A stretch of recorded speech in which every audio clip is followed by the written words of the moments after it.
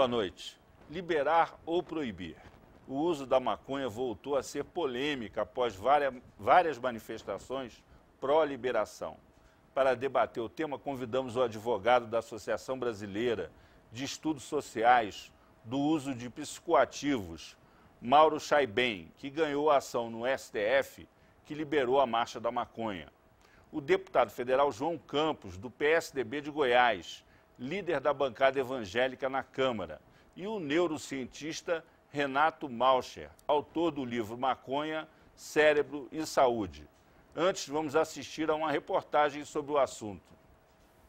40 cidades se mobilizaram neste final de semana. A Marcha da Liberdade, ou Marcha da Maconha, como ficou conhecida, vai contra o conservadorismo, a repressão, a violência policial e apoia a livre expressão. A liberação da polêmica marcha ocorreu somente na quarta-feira, 15 de junho, pelo Supremo Tribunal Federal. Uma decisão considerada vanguardista.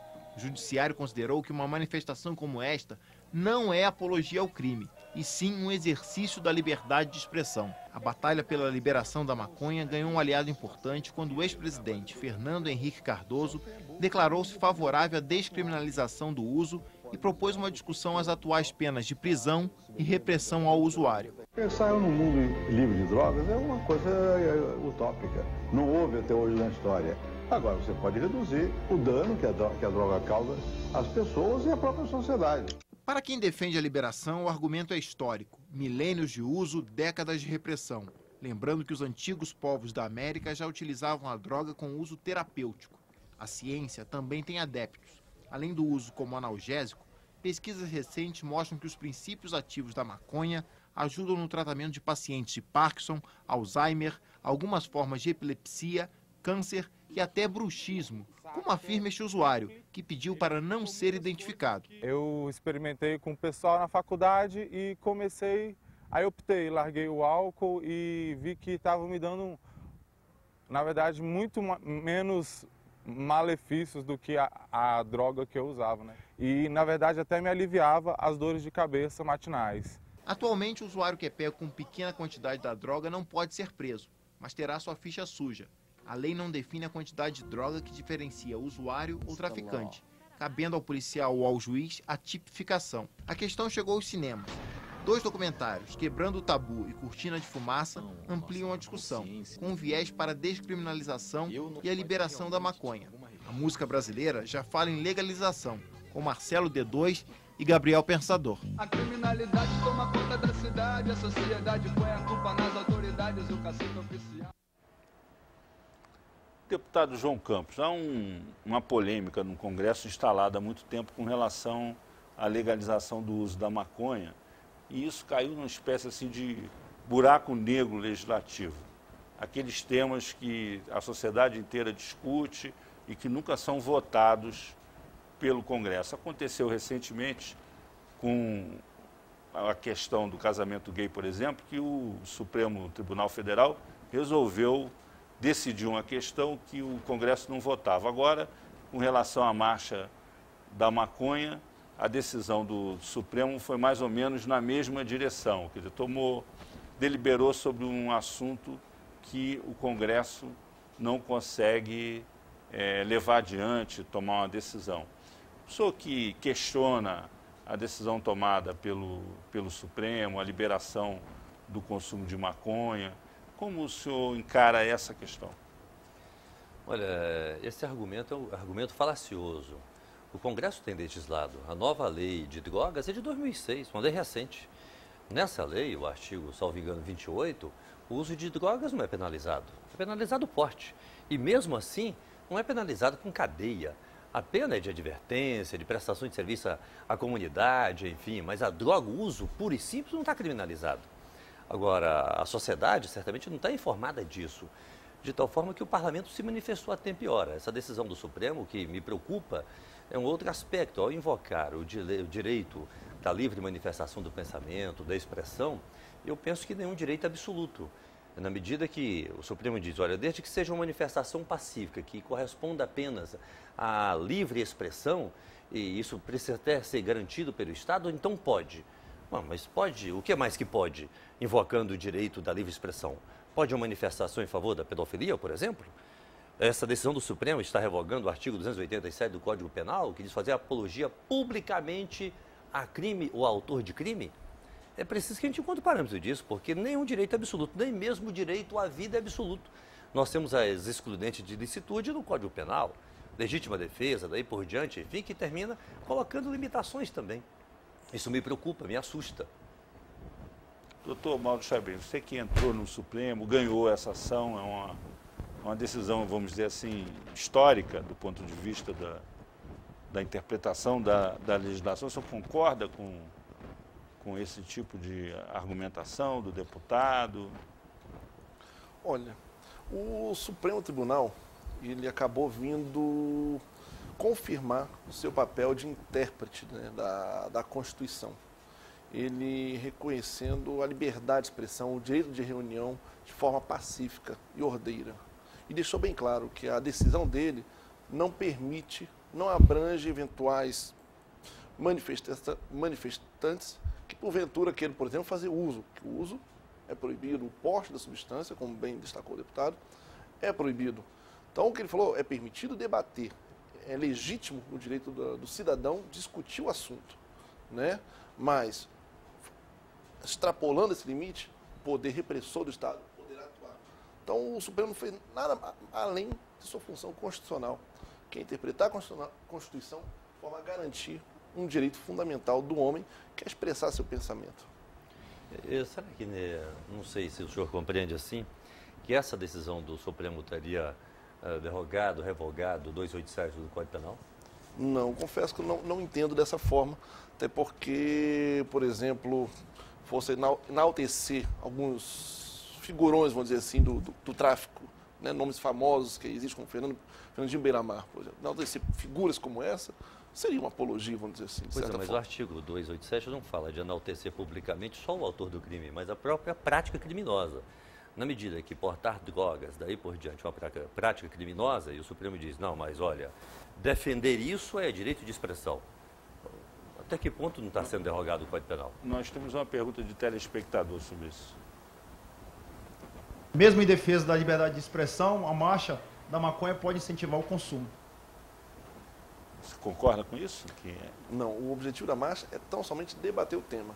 É bem verdade que o fato de até então haver essa celeuma jurídica, se apologia a liberdade de expressão, muitas das pessoas que são favoráveis ao debate, e não necessariamente favoráveis ao consumo, se sentiu acuadas.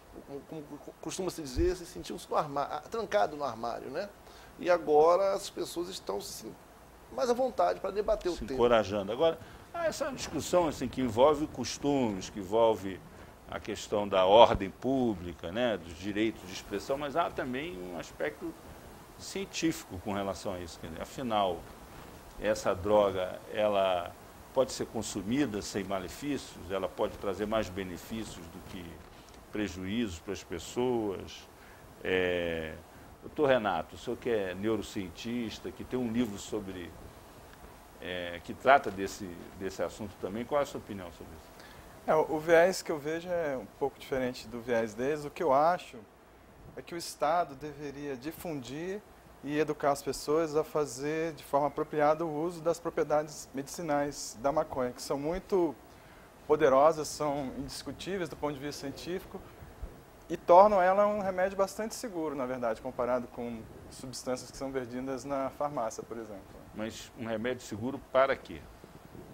Nossa, você vai ter que aguentar a lista aí. Bom, Parkinson, ela funciona muito bem para aliviar dor e disfunção motora, né? Porque além do tremor, Parkinson dificulta a locomoção, né?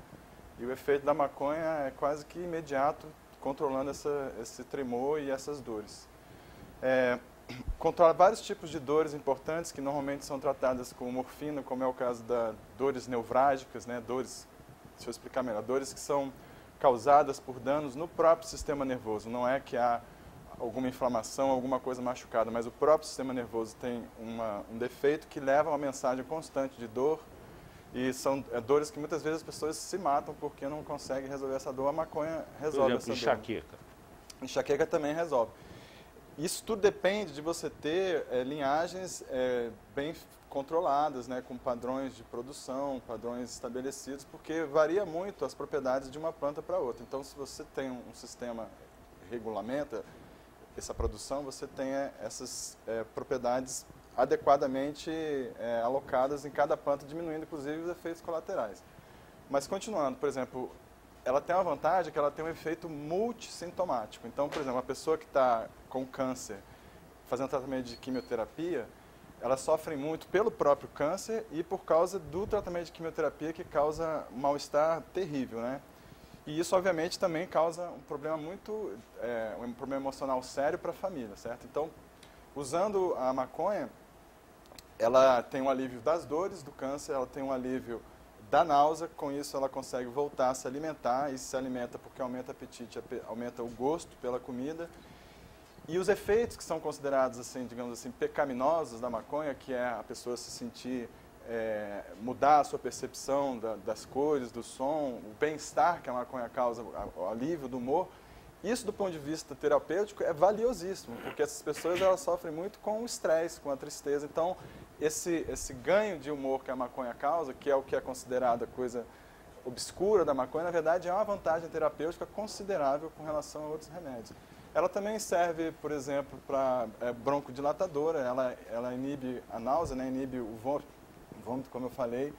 Tem propriedades que inibem o crescimento do câncer, que são propriedades que, quando a gente fala assim, as pessoas falam, pô, mas se inibe o câncer, como é que isso não é difundido? Mas inibe mesmo e não é difundido porque existe todo esse distanciamento, né, da realidade científica, da realidade cultural sobre a maconha, né? Porque, na verdade, a maconha ela sempre foi compreendida como remédio e nunca deixou de ser compreendida como remédio, porque a lei não impõe uma mudança na realidade da natureza, né?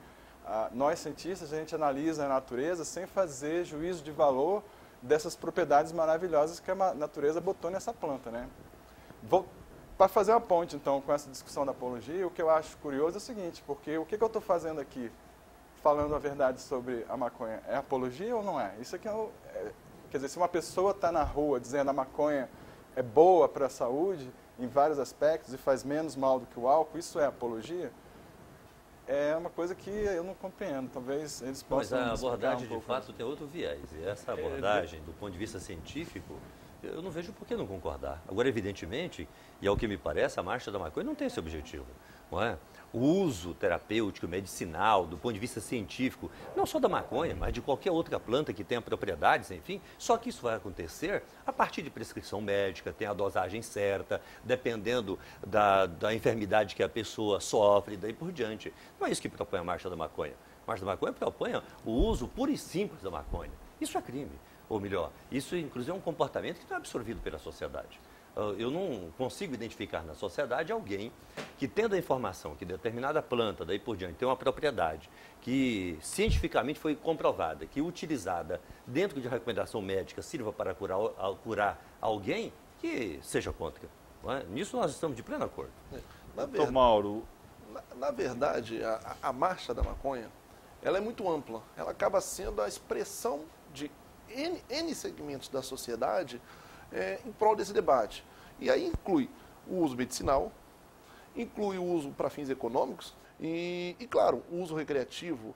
Hoje a sociedade permite o uso do tabaco, o uso do álcool, se restringe a publicidade, se restringe a propaganda, se restringe o local de consumo e com isso já obtivemos um êxito de redução de 50% no consumo do tabaco na sociedade.